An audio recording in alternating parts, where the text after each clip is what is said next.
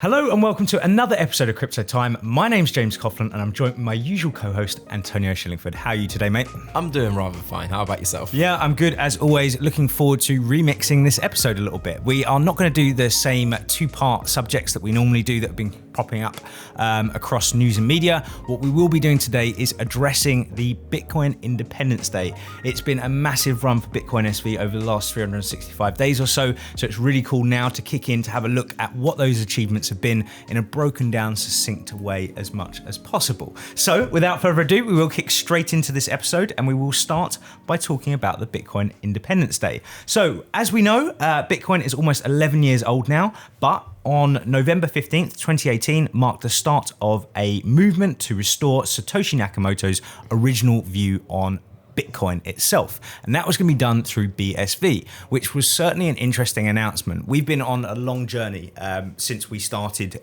getting involved really in Bitcoin from the start. We went from Bitcoin to BCH and now we have BSV. It certainly has been interesting. I'm sure you'd agree. Yeah, definitely. And of course, it has been a learning process throughout the entirety that I've been in the crypto space, and I'm pretty sure you would agree with me there, because the very early days, a lot of the information was pretty much screwed. People came out with a lot of different opinions. This whole decentralized narrative came out, and the anarchistic view that we had on pretty much everything, that crypto was meant to be anti-government, was meant to be anti-establishment. It was a bit Guy Fawkesy, wasn't it? Let's blow up the parliament, houses of parliament and see what happens. It was very much that kind of way, wasn't it? Yeah. People were kind of pushing away from it all, saying that, this is anti-government, this is anti-establishment, we're pushing away from society and all the rest of it. But at the stage, it was very misunderstood. Yeah, completely. And to be honest with you, it was very easy to get caught up in all of that because it was exciting, and that is what caused the buzz. And the fact that you had all of these different technologies popping up left, right and center at the time was kind of exciting. But of course, a lot of the technology didn't actually even work. Yeah, I think it's fair to say with time comes wisdom, and that's certainly something that's been the case for us here at Bitstocks. So let's talk about how did this year go for the blockchain? Well, we had a fantastic article which actually came out from CoinGeek, which has obviously pushed into a lot of these subjects and gone through it. So we'll go through that and see how they've been describing what's been happening. So how did this year go for the blockchain? With every day that passes, there's more activity and code in the Bitcoin ecosystem than there was 24 hours previous to it. Now, this is something which I have certainly noticed in terms of the amount of development work which has been coming to this space. As part of my duties at Bitstocks, what I do is create a monthly update for our clients. And obviously, as part of that monthly update, we input quite a few of the new projects that are bouncing around out there. And it's never been a case where it's been a struggle for me to find new projects or fantastic bits of work which are being placed on top of BSV. So I can certainly advocate that, that's for sure. Yeah, and going back to literally what I was saying just 2 seconds ago, on the burst of projects that came out. And this is why it was exciting, because you had these new technologies popping up left, right and center with all of these new cool ideas, and the space really did boom. It went through a period where that stagnated and projects weren't popping out left, right and center. But since we've had BSV, we've had that space again, and it's exciting to be in it again, because we're now having all of these projects popping up left, right and center, and this time round they're actually usable because they work. Yeah, and I think we can attribute that to a lot of different things that have been out there. When the birth of Bitcoin SV came, we also saw the birth of the Bitcoin Association, which is run by Jimmy Newiggan. The whole idea behind that is to ensure that we actually see good routes to actually make these real world businesses on top of BSV. And that is certainly something that they've achieved well, because they've raised fantastic awareness. And that's not just obviously what we've seen come from the Bitcoin Association. We've seen many, many people out there take time out of their personal day to ensure that people are brought up to speed on what is happening in the market. It's what me and you do on a weekly basis. We take what's happening, break it down into layman's terms for our listeners, so they can really see what's happening on a non-technical point of view in the actual space itself. And I think as a combination with the Bitcoin Association, along with all these other YouTube channels, as well as all these other knowledgeable individuals that are out there, it's caused a real space of education out there, and it's created a fantastic community around it. And that, for us, was always a massive thing, having a big community around the SV space. And that certainly is being achieved at the moment. Yeah, because you have the Bitcoin Association that, of course, was set out when BSV first came about.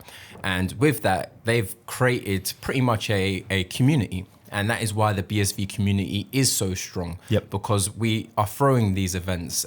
There's hackathons, there's videos that are actually coming out. And all of this, there's not just that, there's education behind it as well on how things can actually be applied to the blockchain and what the blockchain is actually really and truly all about. Yeah. And now people are starting to learn, developers are starting to learn all of the cool different things that you could do. And Bitcoin is not just a way of us sending money from point A to point B. It does so much more. Yeah, and I've certainly noticed that there's been a reduction in terms of the amount of trolling. It seems to be a case now where people are letting their products speak for themselves rather than trying to fight everybody out in the community as to what they're doing and why they're doing it. Set out a good project, set out a good protocol layer that you can obviously build on top of, and let your project speak for itself. And I definitely think that's something that BSV have done a lot better over the last 3-4 months for sure. And it's something that the space needed. I don't want to see all of this inward arguing between people. Are we really going to think that large institutions are going to take this space seriously if there are these petty arguments that are constantly taking place? No, that isn't the case. Now we've started to see a much more professional line come towards the space. I think that's been great. And I definitely think that has been a case from a lot of this social media stuff that has gone on to actually raise awareness and education as to what the projects are rather than spending their time arguing with other individuals through social media sites, which is important for me. Mm-hmm. One thing now, which is a massive one, which we're going to go into, is the whole big block section of BSV.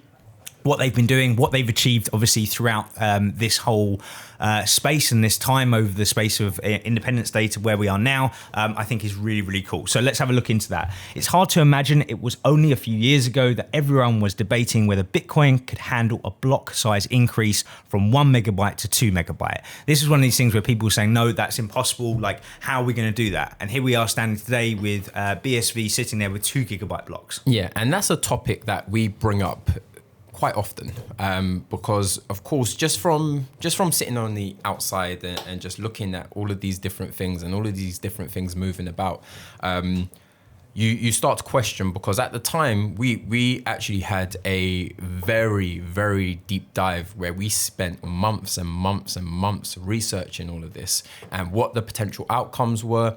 If we were to stick to 1 megabyte, why is it unsafe to go to 2 megabytes? These were a lot of the narratives that were being pushed out there. So we were just asking why and trying to find out the answers for ourselves. Exactly. Of course, now we know way more. Yeah. And we know that it is completely safe to go above 1 megabytes. Yep. But you start to become aware of what the implications are with doing things like that, and the reasoning and the agendas behind that. And that's, again, something else that we've been looking into and that we speak a lot about on this show. Yeah, no, I completely agree. Just to really run through some more of those points as to what has happened, obviously, since the birth. On March 30th, the Bitcoin SV mainnet mined 128 megabyte block, followed by another on the 31st. The 2 blocks mined by BMG Mining and CoinGeek Mining, respectively, were the largest ever mined on the public blockchain. This was a big step forward at that point. Bearing in mind what we've literally just discussed, talking about 1 megabyte blocks, jumping to 128 megabyte blocks, and now seeing that we've moved even further forward is a serious achievement, in my opinion. No other blockchain out there has really tried to push the envelope as far as what we've seen BSV do it over the period that they've done it. And for me, that is massive, and I think that's something that we can really glean from being BSV supporters. Yeah, and it's just a massive middle finger up to the narrative that was there prior. And it's just proved everything completely wrong that was coming out about scaling above 1 megabytes and the fact that we needed different methodology to scale, like the Lightning Network. Yep. And I'm getting a little bit sick of talking about it all the time. No, I know. You're a fan of Lightning Network, right? No, fair enough. So I think that covers all of the points quite nicely. So now what I'd like to move on to is Quasar. So this was the actual following update that we are currently in at this moment in time. So it's about making sure that, as we said previously, that we have that capacity to ensure that we can actually build real world businesses upon these blockchains themselves. This is something that's certainly now achievable, but it's going to get even better, which we will move on to. But what's your opinion on Quasar? Of course, you have to take steps, especially when scaling. So everything has to be done in increments. And that's exactly the approach that they've been doing. It's the safest way of actually doing it. Yep. So, of course, we had the Quasar upgrade. That is where we have 2 gigabyte block limits. and theoretically we can push to 2 gigabytes. Doesn't mean that is actually the practical case. Yeah, so just as it stands at the moment, my understanding is that they're currently set to a default of 512 megabyte blocks, which obviously has the headroom to take them up to that 2 gigabyte capacity, which is very good because, as we've always mentioned, we can't just have enough room for what's in front of us today. What we need to be ensuring is that real world businesses can look at this and say to themselves, look, there's longevity there. If we do push our business on top of this blockchain, we know that it's sustainable with that blockchain itself. And that's something that Quasar has delivered now. But when we now start to talk about Genesis, what we actually realize is this is going to get taken to a whole new level, which is really cool. Yeah, Genesis will definitely take it to a complete new level. And I completely agree with what you were just saying there as well, because if you look at it from a company's perspective, I want to see longevity. I don't want to have to worry about the fact that I'm being successful and the fact that I'm pushing volumes through, whether it's in the capacity of monetary value or whether it's the capacity of data, all of its transactions end of the day on the blockchain. Whether it's one of those two or any other forms, I don't want to be hindered by the foundations that I'm on. I want my company to be successful as it possibly can be and continue growing. Yeah. And you want a foundation that can support that. No, I completely agree. And I think that what's really cool about this is when we actually look at the whole breakdown of what they're achieving now, is it's really just taking the limits off. It's about ensuring that we have all of the headroom that we can need going forward. This will be, in my opinion, the very last major upgrade that we'll see from BSV. The rest of it will just be protocol changes and kind of like little tuning points to actually ensure that the project is working and going forward properly. But yeah, I'm really excited to see Genesis come through. I know that the team over at Enchain have been working tirelessly to deliver this. When I had a chat with Steve Shadders at the Bitcoin Association event, he did mention that they were very much on track to actually ensuring that the roadmap was achieved. They didn't feel that there was going to be any hindrances there, and they were very much looking forward to completing the project in the time frame that they mentioned. And when you hear this from an individual such as Steve Shadders, what you can take from it is that he's done this in the past. We can look back through history and see what he's done for BSV, what he's done for the community, and he has always delivered on what he said, which is always something that's nice, that you're speaking to someone that you can trust in relation to how the project's going to move forward. So that, I think, was a very good point. What I wanted to now look at was the delisting saga that we had. That was very interesting indeed. So firstly, we saw CZ come out saying that he wasn't happy with the way that Craig Wright was conducting himself, and as such, he was going to remove him from the Binance platform itself. Now, what I think was very interesting about this point was it wasn't anything to do with the fact that they were losing money due to the fact that they were listing BSV. This was all ideological. So it was all about how they felt about the scenario in terms of how they feel about Craig Wright and what was going on in relation to that. That, for me, was just totally and utterly wrong. And it really did show that this space had a lot of growing up to do, because there are individuals out there that will manipulate for their own gain. Like, for example, then causing delays in terms of actually withdrawing coins and all the rest of it, caused more and more problems.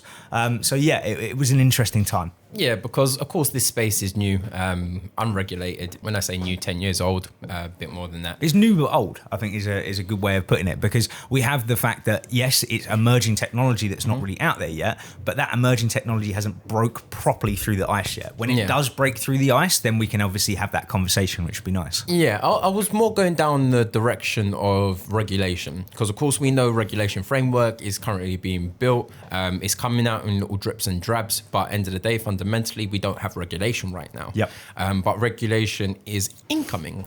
And I'm excited for it to really stamp its mark, because we're now seeing regulators slap huge fines on these ICOs that were generated in the forms of securities. Not just that, we're actually starting to see people getting arrested. And of course, since 2017, we had the downturn in price. A lot of these people that done ICOs were still holding crypto. So a lot of the value that they had way back then when they done the ICO is minimal now. And we're starting to see some of these people miss their payments to the regulators. So with these exchanges and how they were operating, how they're currently operating your Binances and so on and so forth, Craig talks quite a lot about them, and not in a positive way. I must I think admit. he calls them bucket shops. And again, I agree, because of the way they operate. They're not a proper exchange. We have proper exchanges in traditional markets. These exchanges are not proper exchanges. For example, the delisting that happened, it was a personal opinion, a personal vendetta against someone. And because they delisted, and not just that, I'm pretty sure he rallied some other troops, because of course we saw a knock-on effect from other exchanges. Yep. But when they done that delisting, it had a major impact on the market price of BSV. Yeah. Meaning that it had a direct impact on the people that were holding BSV. Whether that has implications, I'm sure it will have implications, but we'll see. What I think was interesting about that as well is talking about the price points. I believe it was somewhere around $95 a coin. It went down from that point of delisting to around sort of 65, circa $70 around that mark. But 2 months later, we were at all-time highs for BSV. So what I think that really was a clear, showing of the fact that people were out there and they were going to look for other exchanges, other places that were going to obviously take their business and actually take it seriously and work with it going forward. Those exchanges were companies like OKX, FloatSV, CoinX, HitBTC and Bitrex, which obviously jumped in there, saw an opportunity for the fact that all of these large exchanges that were well respected to a certain degree had obviously delisted and then lost a lot of that respect, moved obviously their business elsewhere, and it worked very well. And the thing which was actually interesting was the volumes, because one thing that has always been a bit of an issue within the cryptocurrency space is volumes, traded volumes, right? And as much as I don't want to use the word kind of centralizing volumes, it is something that did happen. And what we saw was actually the volumes centralize around those kind of exchanges, and it actually made it easier to make larger trades than what it was previously. Instead of having it scattered across many multiple exchanges, we then had a bit more of a centralized entity there, which meant that the books were actually a bit thicker for us to trade with. So actually I found it was quite an interesting time from many different points of view. Yeah, of course. But again, I think why we had such a hard hit when that actually happened is because of everything that was happening on social media. They literally hung all their dirty laundry out for everyone to see. And they were very vocal about why they were doing things. And of course, they come out with all of their company statements, which were kind of contradicting the situation. Yep. Because what they were effectively saying is that BSV hasn't done enough work and it's not doing enough. When really and truly, it's the most active blockchain that is currently out there in terms of the things that are actually being built on this technology. Bear in mind, these are technologies. It's not a money token. It's a technology, meaning that you have to build on that technology. You have to advance that technology. That adds the value. Exactly. Yeah. That is what adds real value. No, I think that's a really nice point to wrap up on that side of things, which actually leads us very nicely into micropayments equal big blocks. Now, as we know, and as we've covered very comprehensively here at Bitstocks about the halvening, it's very much going to come about how much you can glean from actual fees themselves. Now, if you have Bitcoin blocks, you can't obviously get a huge amount of transactions in this 1 megabyte block size. But when we're talking about BSV, the more users that we have come towards it, the more volume that we see actually push through it, those miners can then actually glean more of those funds, not just from the block reward, but actually from the fees, which isn't so possible with Bitcoin, which I definitely think is an interesting part. When we've spoken about entities and companies and all the rest of it going on top, it doesn't make sense to, for example, go out and purchase something and pay way over the odds for a transaction fee than what you should do. It nullifies the whole point of what you're trying to achieve. When we're talking about all these applications being built on top of it, many micropayments are going to have to get passed between A to B. And when that does happen, we need to ensure that we're in a safe and secure environment to do it. And that's certainly something that BSV has achieved and pushed towards this space, which we didn't have before. So that's why, again, real world businesses can look at this as an option for them. Take social media entities. When they do hit that like, that does mean that obviously a proportion of a coin is going to go, right? Because there's a value that needs to be exchanged at that point. What we don't want to be doing is thinking, if I hit that like on your smiley face picture on Instagram, is that going to cost me the equivalent of, say, £1? I might not hit that like then, but if I know it's going to be a fraction of a penny, it's not so much of an issue, and I will hit the likes as I want to hit the likes. You better hit the like. Yeah, I don't know if I will, to be honest, but yeah. But I think that's a nice way of looking at it in terms of it, is that to see these social media entities and all these large companies come towards it, we need to have those big blocks, so having the transaction capacity, but not only having transaction capacity, it needs to be micropayments. So it needs to be cheap as cheap can be. And what that does, it takes the shackles off a lot of these developers to build out all the cool different functions that they want to build out. And that's exactly what we've been seeing, of course, on top of BSV. Yeah. And again, not to keep on taking this back, but BTC, Bitcoin Core. Now, of course, their narrative was they wanted to be a gold. Yeah. That is pretty much what they wanted to be, as a form of store of value. Yep. Now, bear in mind, again, this is a technology. Now, if no one's using the technology, being transaction volumes, if transaction volumes aren't there, what gives the technology value? If no one's using it, how can it be a gold? Yep. I completely agree, and I think this is something that people need to kind of wake up to it. Something I've said many times on this show before. I don't care whether you're buying a coffee or you're buying a house. You want to pay the least that you possibly can to ensure that that transaction goes through. Why would I turn around and use something that costs me more? It just doesn't make any sense. It simply doesn't. And not only that, but it'll probably take me longer to gain access to that coffee or gain access to that property because of the time frames that it's going to take to actually get that pushed through. So for me, it's not really much of a question anymore. I think that the common sense has started to prevail, and we are seeing it push across different entities at the moment, which is nice to see. I think that's actually a really nice place to wrap this episode up. So as always, guys, thank you so much for watching. Please hit that like, subscribe, and notification button if you are liking the content that's coming from Bitstocks at the moment. We always appreciate a comment, and as always, guys, thank you so much for watching. Bye for now. Peace and love.